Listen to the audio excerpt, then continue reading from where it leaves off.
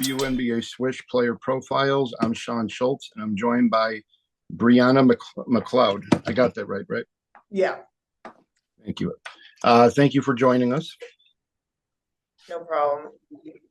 With being in Colorado, what was that journey like to get there? What was the recruiting process? How did you wind up there? So I'm from Canada, and which means that we don't really have AAU in the summer times where all the college coaches come and see people. So what we do is we kind of form teams and we travel to the US during the summer and we play in these tournaments with the American girls. So that's what we did.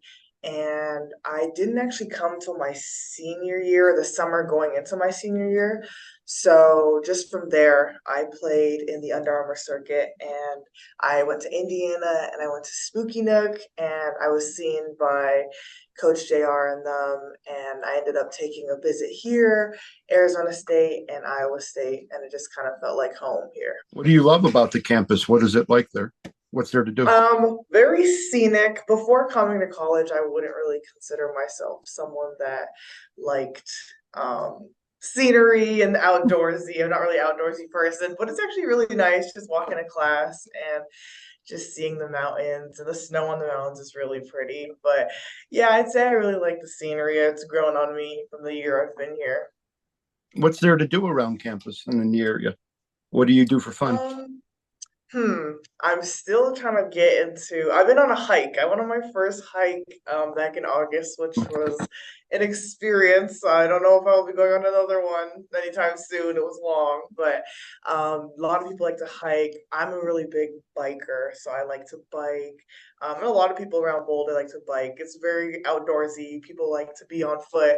I know some of my teammates like to scooter around, and even just walking will get you pretty far. So, How important is team chemistry, and what has that been like for you coming from another country and coming to college here and just gelling with everybody?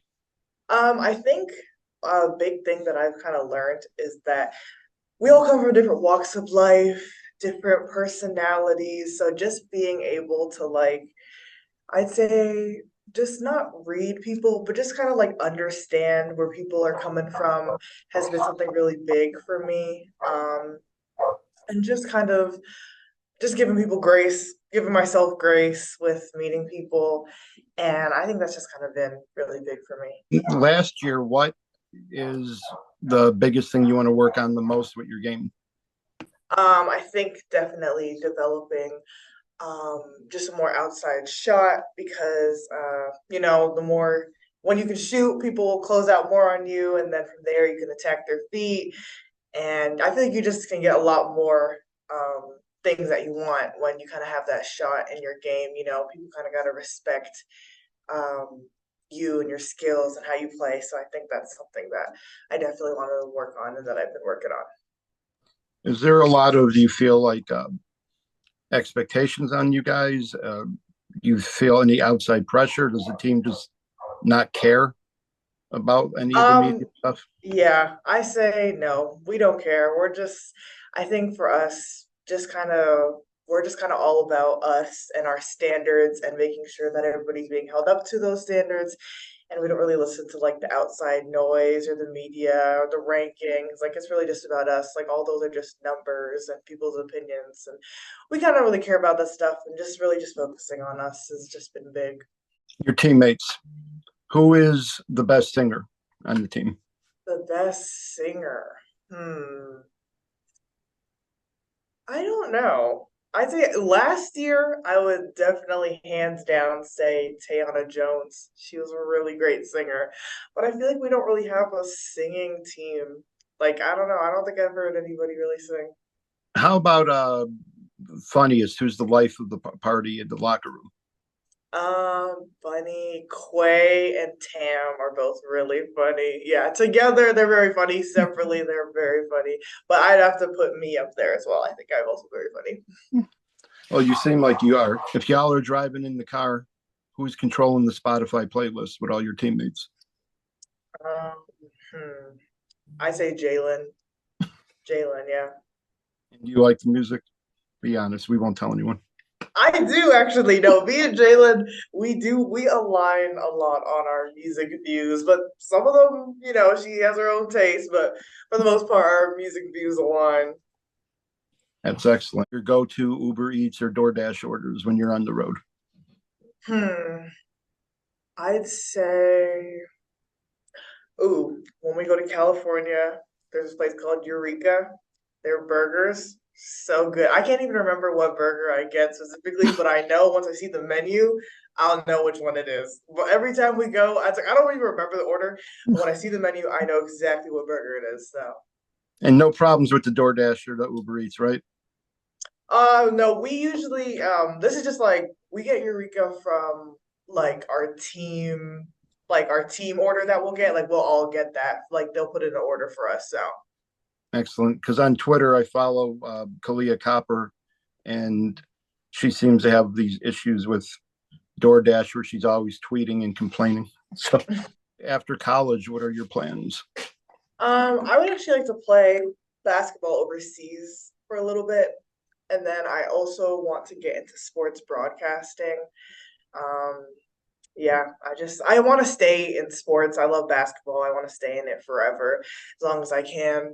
I want to play as long as I can, but after that, I definitely do want to get into sports broadcasting.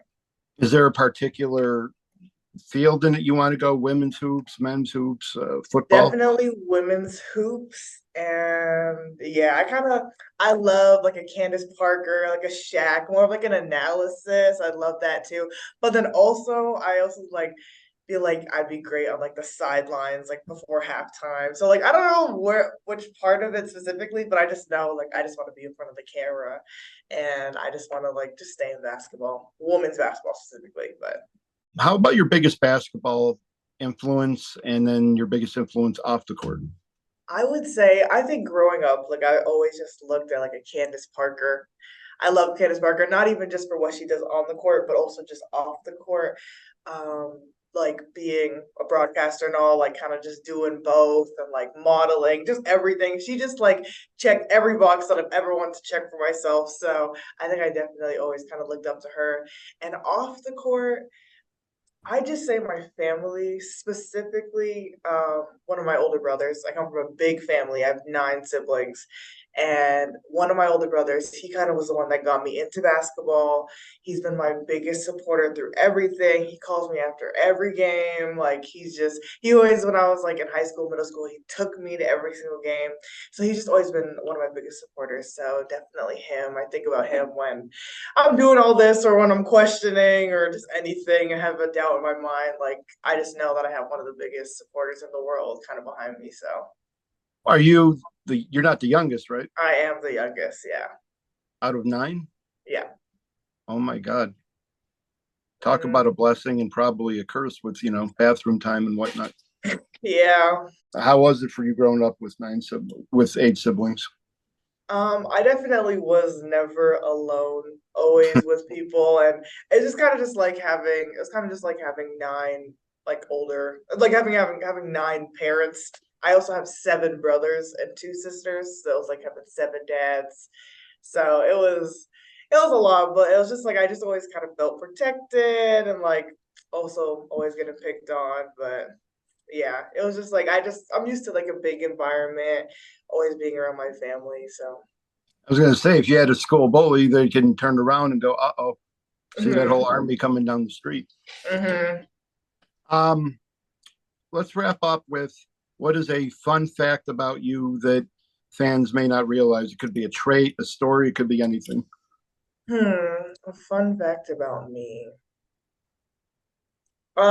This is my favorite go-to one that I love to tell people is that I've always been an entrepreneur from when I was 10 years old. I initially started off making wallets out of duct tape and I used to sell them in my mom's hair salon.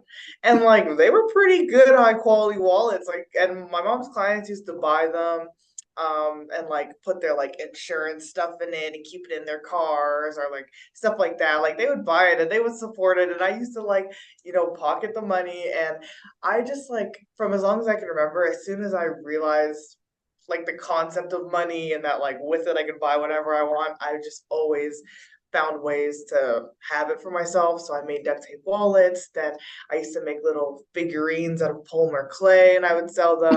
Then I kind of got into fashion. I started going thrifting and like upcycling clothes or shoes. And I did that for a lot of high school as well. That's kind of when I got older. I kind of started upcycling stuff. So I just kind of always found ways to make money for myself.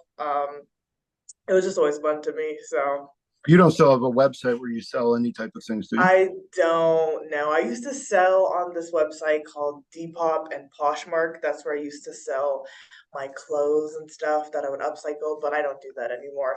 Just because I'm always busy. I don't have time anymore. So Well, if it makes you feel better, I would definitely buy a wallet from you for no other reason other than I need duct tape on my wallet anyway. So, thank you.